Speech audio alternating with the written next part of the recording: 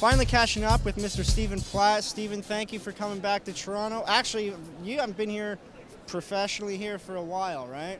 It's been a very, very long time. Very, very long time. Not since like the Image years. Oh yeah, that's going way back. Yeah. It's been a long Now, time. speaking of the Image years, when you broke into comics, first of all, how'd you break in? It's fine. I just told this story yesterday at the the drawing challenge thing that we Yeah. did. I was going to Ontario College of Art, and I was doing samples, like just putting samples together, just like 6 comic book pages. It was a Punisher Wolverine team up. It was crazy, Nice. and there was a school trip to New York, and I thought that I would go and like knock on the door, Yeah. right? And of DC or Marvel, just to try and get a gig doing anything. Yeah. And it was a much different time to be trying to break into comics. I think there's so many more opportunities Yeah. than there are now. Yeah. Because it was just wide open. There was so many companies publishing. I thought I'll break in somewhere. But a school trip to New York was like a great opportunity to go. I basically kept calling. I got there. I kept calling. And basically, like, they were like, we're not going to let you, no one will see you. Yeah. No one's going to want to talk to you. We're getting like 600 submissions a week. Yeah. Like, I'm sorry, but you just have to drop off your envelope like everybody else, and you go in the pile of submissions, which was a room, like a huge room at that time, and some intern will go through your samples and decide whether or not he's going to take it to literally, it's the same thing as a reader for an agent. Yeah. You know what I mean? It's the exact same thing. Like, some intern, some guy, college graduate maybe, who's just going to look at your samples and go like, I like this guy, I don't like this guy, and then it goes in the trash, or it goes on like the forward pile. And so that's what I had to do, and then so I figured that's what I'm going to have to do. So I was fully prepared to do that. And then I said, I went to a bank. It was my last day in New York. No one would see me. I'd been trying all week. Bubble totally burst about like knocking on the door, right? And then I'm in a bank and cashing my last traveler's check. It's my last day in New York, and this guy walks in, and it had all these Marvel characters all over the jacket. It was like a big Marvel jacket, and I'm like, dude, where'd you get that jacket? Yeah. And he's like, oh, I work for the company, and I was like, I had my samples on me. Wow. Yeah.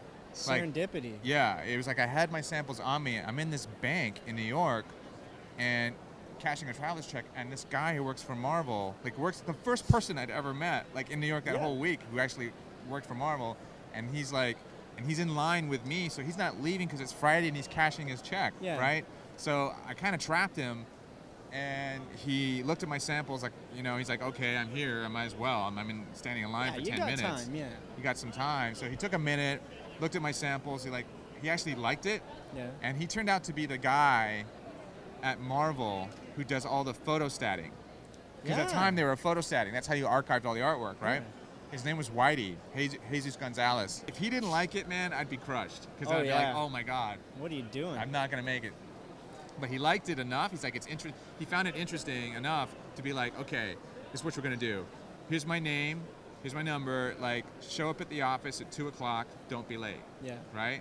And I showed up at the Marvel offices, and I was there like, 1:30, 1:45, or I was like, I'm not going to miss this. Yeah. And so I asked for Whitey, and he came to get me. He's like, the guy's not lying. The guy showed up, and he totally came to get me, and then he took me around, and I met all the editors, and I walked out with a job that day.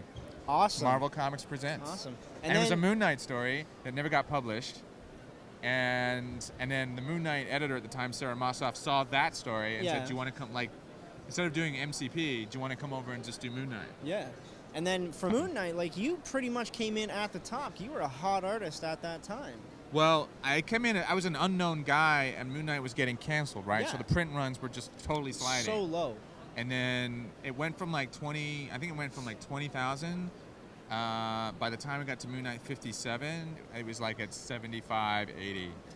At the time, Wizard was the big hype machine, in a universe of comics. So it was sort of gasoline on the fire, and it sort of took on its own thing. But I was just an unknown guy who was like, I like Sam Keith, I like Todd McFarlane, I like Simon Beasley. they kind of all Yeah. kind of go together for me, and so that's what I did, and that's what my Moon Knight looked like, and that's did. kind of like those are my three guys I sort of like was really into, and that's what happened. Awesome. Now you went off. You worked with Rob Liefeld and all the Image Boys. Yeah. And then you decided to leave comics. Why? Yeah. Why leave comics? You know why? Because I just wanted to. There were other things that I moved to LA, I knew so many other artists that were doing so many other things, and I just wanted to explore other career avenues. Because I was interested in not just comics, I was interested in a lot of other things, and so I started working in music videos. I started working with Joseph Kahn, a music video director. I started working with him a lot, and then it was like this weird sort of. It was an amazing exposure to a whole other artistic career and a whole other kind of artistic process, because you're doing a lot of different things, and you're making this music video, and it was just cool. It was just like I had such a great time doing it, and it was weird. Like Joseph's like, you need to be at the house at 6 o'clock. We're going somewhere. He'd like would be at the house at 6 o'clock. I'm like, what's going on? And then we're getting in his car. I'm like, we're going to George Michael's house. Like, don't freak out, you're gonna be okay, right? And I'm like, okay. And then like, you're in George Michael's kitchen, and George is like, anybody want some tea? You know?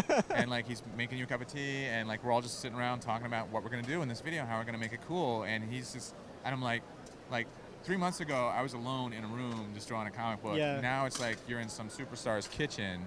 You know what I mean? And then it was the same, like, like with Eminem or like Mariah or like Britney. It's like you just started working with them, and you develop these professional kind of relationships. It's not like it was just an interesting world to be exposed to. The whole MTV angle was in full swing. You go to the award shows, and it was great. I mean, it was a wonderful adventure, and I'm so glad I did it. And so I mean, by the time I was moving into features and starting on Iron Man with Jon Favreau and everything, and all of that, it was like I was fully in the feature film game for like a long time. I couldn't think about doing comics. You're drawing for 12 hours a day on a movie. You can't come home and draw more.